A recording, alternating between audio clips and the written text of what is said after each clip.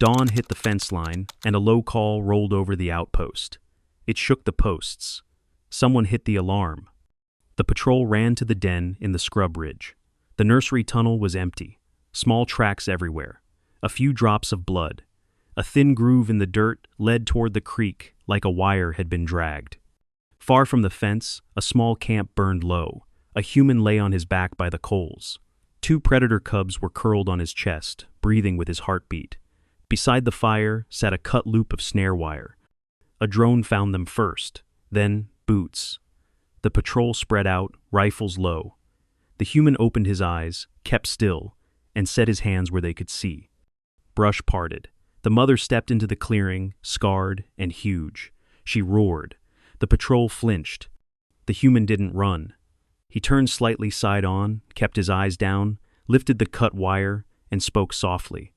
"They're warm," he said. "I'm giving them back." 3 hours earlier, Liam had stepped into the half-light with the taste of ash in his throat.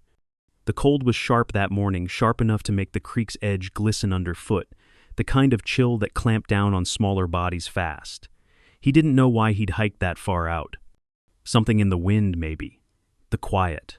The way birds hadn't returned to the eastern ridge after the last storm. He found the cub by accident.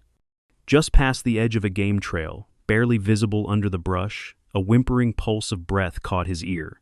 The sound was wrong for anything common, higher pitched, desperate.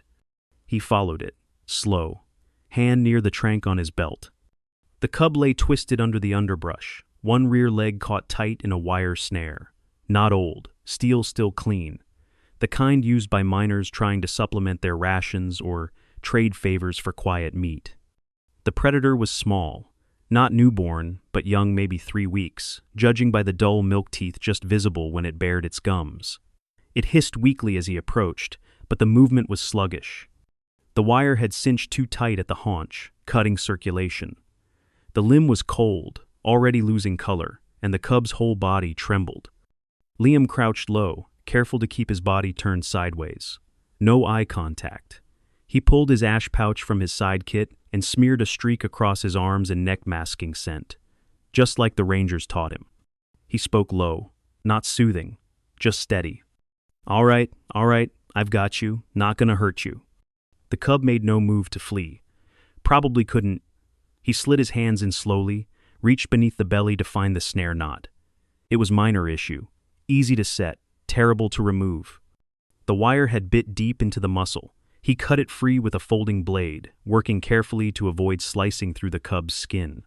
When it was done, he pressed gauze from his kit into the wound, tied it loosely, and scooped the cub up against his chest.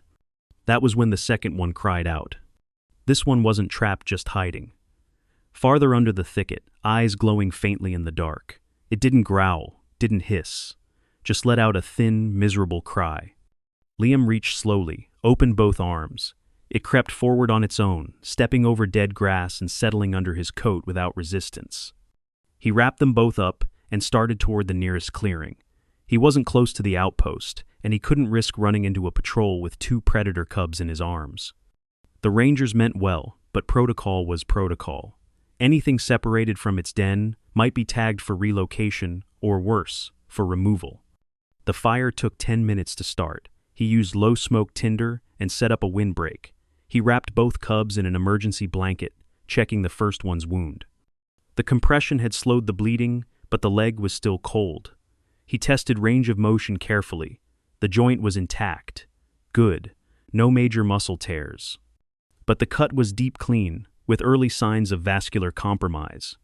He had to get them warm, fast. Cubs couldn't regulate heat like adults, and with the temperature still dropping before dawn, a cold snap could trigger full-body shock.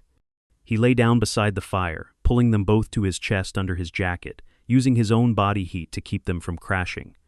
The smaller one burrowed into the fold at his shoulder. The injured cub kept its head pressed to his ribs, breathing in short, fast pulses. That's how the drone found them. The thermal ping flared red. One adult-sized shape, 2 small warm ones pressed close, their heartbeats rising into normal rhythm. The drone hovered. Liam didn't move. He figured it had spotted the fire 10 minutes earlier anyway. The boots came 20 minutes later. Not charging in, not shouting. Rangers, thank God. They fanned out with rifles at low ready. Foam rounds, no lethal rounds visible protocol near den routes. One of them flicked a green flare as they moved into the clearing. That meant stand down in current code. Liam opened his eyes, didn't sit up, just slid one hand out slow and set it flat on the ground. Then the brush behind him cracked open. The roar hit like a pressure wave. The patrol flinched, rifles raised. Not fired. Not yet. Liam didn't move fast, didn't panic. He turned slightly sideways, kept his gaze lowered, then slowly raised one hand and held up the loop of cut snare wire. "They're warm," he said. "I'm giving them back."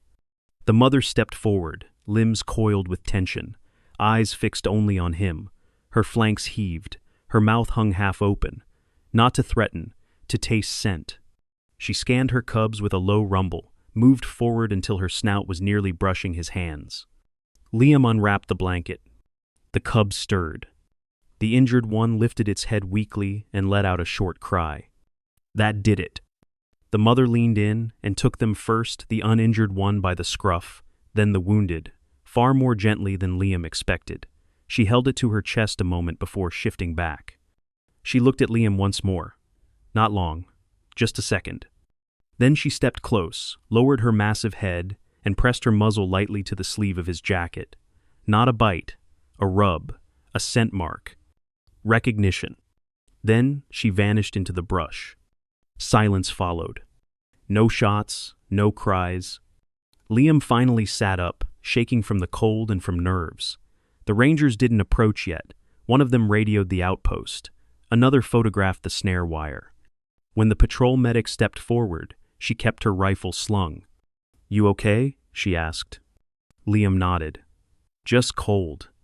We need to check your arms. Any scratch from those cubs in protocol says we have to document." He peeled off his coat slowly. No bites, no scratches, just wire marks on his hands and a few red streaks on his neck from crawling under brambles. She handed him a canteen and wrapped a thermal blanket around his shoulders. "Why didn't you report it?" she asked. "Didn't have time," Liam said. "I saw the snare. One of them was bleeding. They wouldn't have made it through the cold." She didn't argue, just looked at the fire, then at the tracks in the clearing. "No way this was a random snag," she muttered. "That snare was set in a known path." Another ranger chimed in. "We got burrower clusters collapsing east of the mines again. If the predators pull back because of this—" "They won't," Liam said. He looked toward the brush. "Not after this." He stood slowly, handed the cut wire to the patrol lead. "Someone set that illegally. That wasn't for meat. That was for spite." The lead ranger nodded. "We'll track it. You okay to hike back with us?" Liam looked at the trail, then back at the brush. "Yeah," he said quietly. "Let's go." The trail back to the outpost ran quiet. No one spoke much, not even the rangers.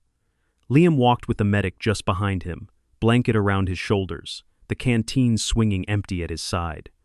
By the time they cleared the ridge, the sun was full in the sky and the outpost gates stood open.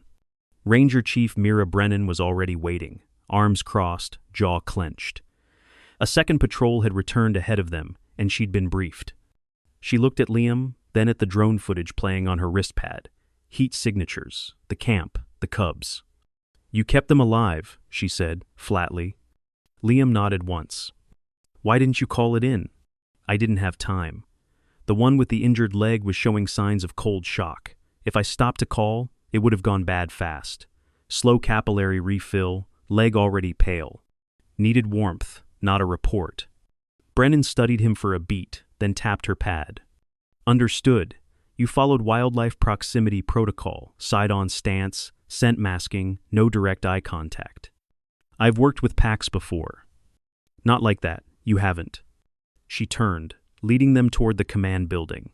Liam followed, warming his hands on a paper cup of protein broth someone handed him at the gate. Brennan held the door and waved him inside. A screen flicked to a paused frame of the mother, eyes wide, mouth open in a roar. Another frame showed Liam holding up the cut snare, her nose at his arm. "Any idea who set it?" she asked. He shook his head. "But that wasn't old," The wire was clean. It wasn't for food either, no bait. Just the loop, set right on a den trail. Brennan's lips tightened. We found 2 more near the creek bend, same type, all untagged. That's 3 violations. Liam stared at the map. Den zone buffer was clearly marked. No traps were supposed to be within 2 clicks of any active pack nest. Poaching? He asked. Not likely. They didn't take the cubs, just left them. Then someone wanted the mother out of the area. Brennan tapped the comm. Get security logs. Mining teams from last night's watch rotation. I want movement near the eastern fence reviewed. A young tech behind the desk pulled it up immediately. Liam didn't need to see the footage. He knew who had access to that side of the perimeter. He'd seen old traps like that before. He'd also heard the way some settlers spoke when the packs got too close to grazing lines. They think if they scare off the apex, he said, the herds can expand. Brennan didn't answer that. She just keyed in a transmission code. Command authority to all patrols. Effective immediately, buffer zone red line around active dens is extended to 3 clicks. All snare activity within that zone is banned until further notice. We'll mark new safe paths and grazing corridors tomorrow. She looked up. I want you on that. You're walking boundary with us. You've earned it. That night, Liam sat on the boundary post above the ridge. Same place he'd found the drag mark that morning. The fire was out, but his portable beacon was lit. Green glow only stand down. The new signal flare system had gone out hours earlier. Red for emergency pen lockdown, green for calm, 3 whistles if a mother was spotted near the fence line. He could hear the herd bleeding below. Settler livestock were still skittish, but they'd started grazing near the outer line again. At midnight, a ranger joined him. Darla Wu. Good tracker. Real quiet. You're famous now, she said, settling onto the rock beside him. Whole council watched the drone feed. One of them thought you were dead, then saw you sleeping under cubs like a pillow and changed his vote. Liam smirked a little. Not the worst nap I've ever taken. They approved the new path map. We're rerouting herd trails south. More distance from the packs, but safer for both sides. You're walking the boundary full-time now. He nodded. Got it. She paused. Why'd she mark you think? He stared at the dark trees. Not sure. Could have been recognition. Could have been relief. Could have been sent something to warn the others that I wasn't a threat. Wu leaned back, looking up at the stars. I think she knew what you did. Knew you kept them alive. He didn't answer. She stood, stretching. You ever get that wire back? No, he said. Left it with the ranger team. She walked off without another word. But 2 days later, Liam found it. Right at the base of the post he'd been sitting on. A small twisted loop of steel, carefully dropped, as if placed rather than discarded. A single cub print sat beside it. Clean, no limp. He didn't smile. Just picked it up and pocketed it. The following week brought frost. Cold snapped hard at dusk. But the herd stayed close. No predator incursions, no missing livestock. The flare system held, the whistles worked, the pack stayed beyond the buffer zones. Liam kept the trails, clean oil for scent, ash for masking, cut trails with worn grass so the Apex family could find safe loops without getting too close. Each morning he walked them. Each night he logged the thermal cams. The cubs showed strong growth. The injured one limped for a few days, then began moving in tighter spirals, learning pounce drills with its sibling.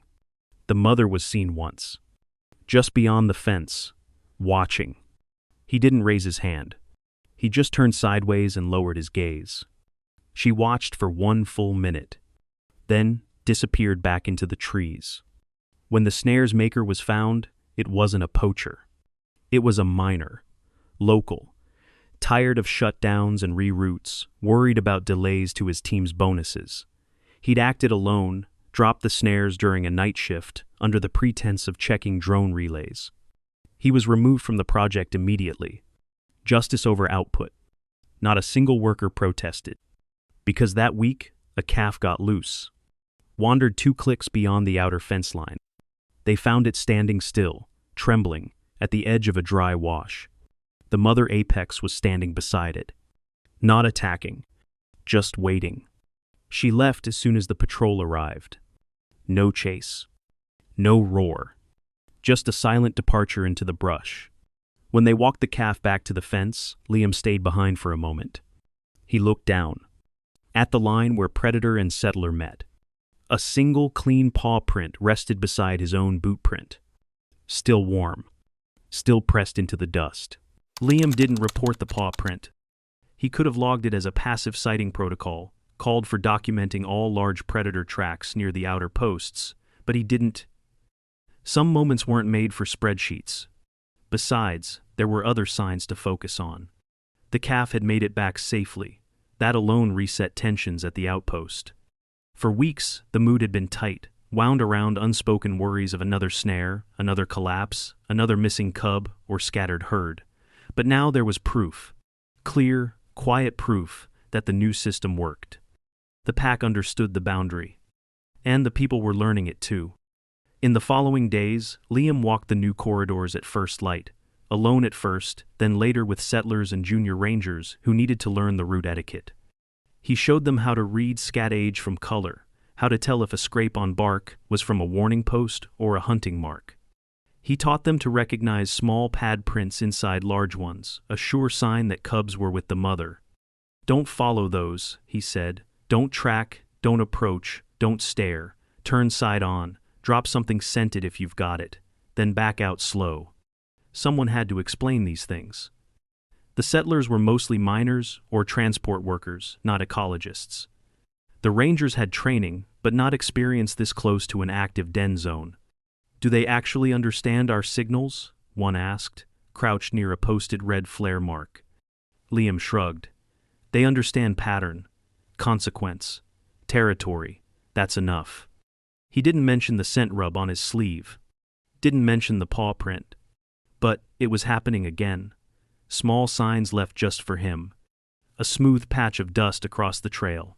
A flattened patch of brush near a path marker, no trample marks, just pressure from something sitting there for a while, watching.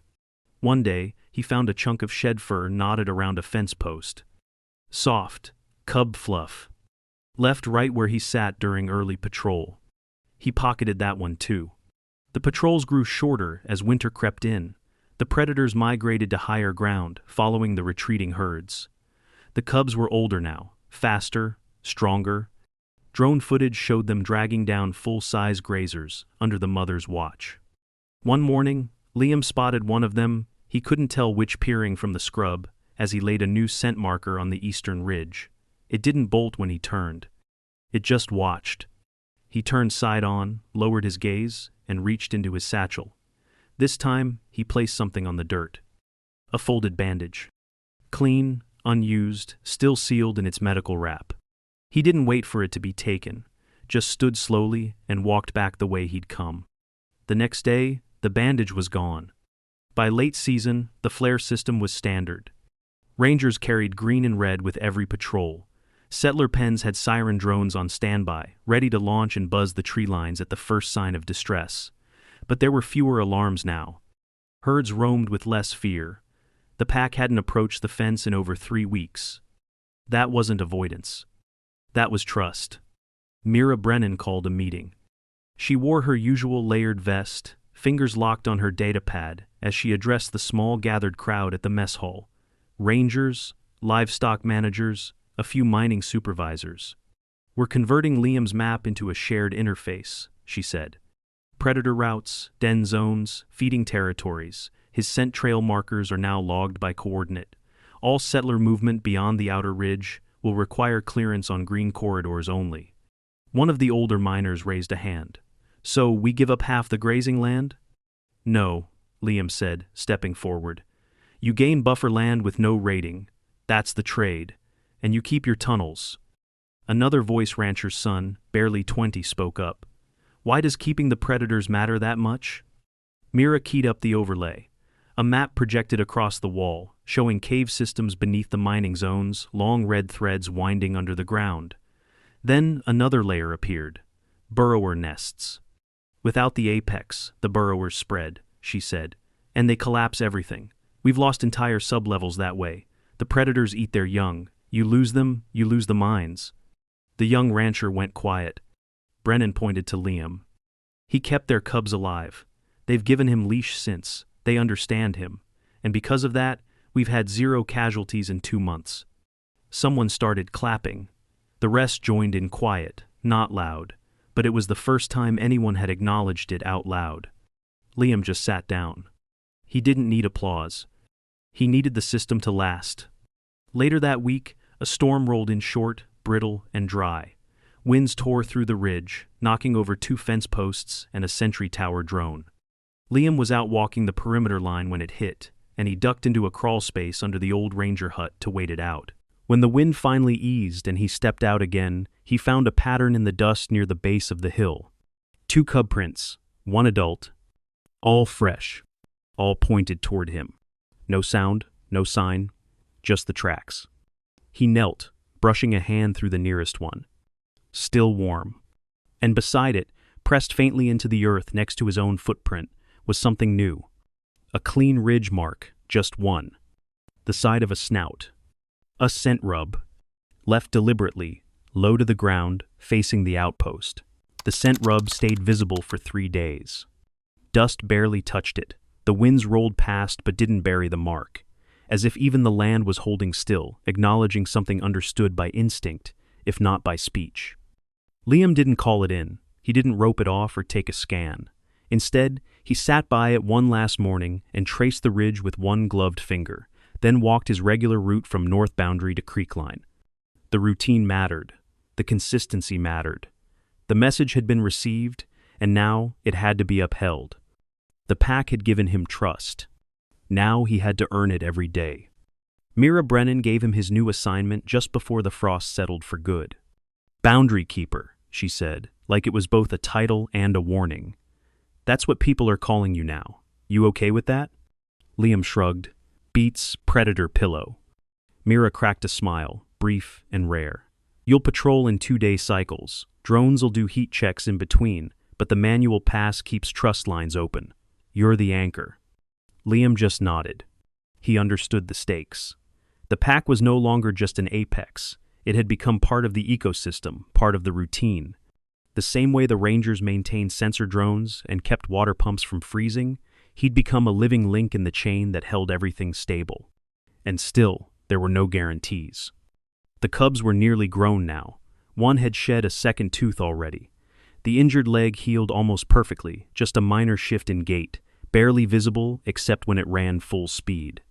Liam had watched them chase feral herds past the southern rise. Their trails had remained well outside the fence lines. But boundary life was fragile. One bad encounter, one dead herder, one poor decision by a frightened settler, and it could all break again.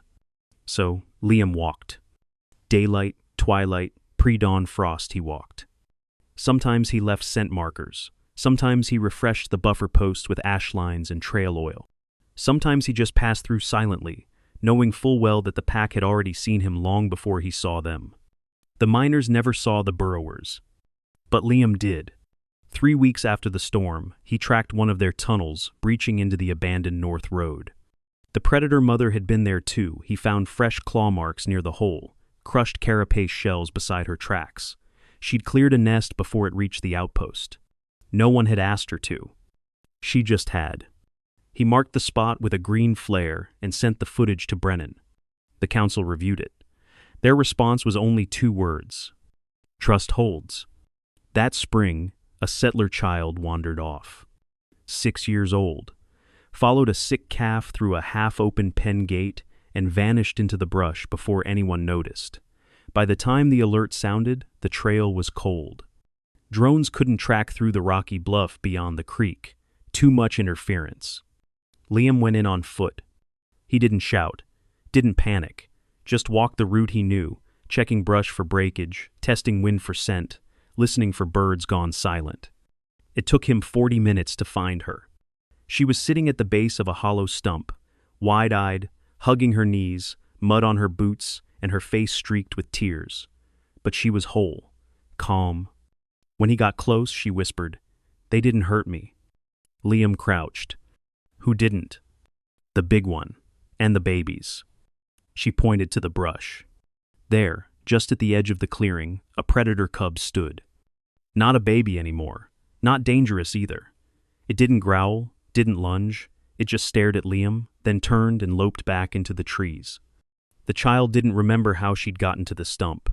Only that when the calf spooked and ran, she couldn't keep up. And that something warm had nudged her shoulder and stayed until the wind changed. Liam carried her back himself. No one questioned the story. Not anymore. That night, the mother predator came to the outer post. She didn't cross the line. She didn't roar.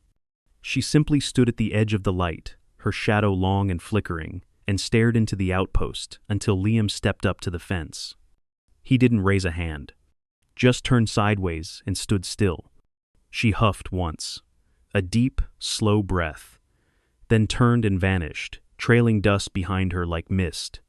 He walked the fence again at dawn. Same pattern, same pace. Halfway through the loop, he paused. There beside his own boot print was another. Clean. 4 digits. Thick pads. Pressed deep. A single predator paw print. Fresh. No scat, no hair, no blood. Just the print.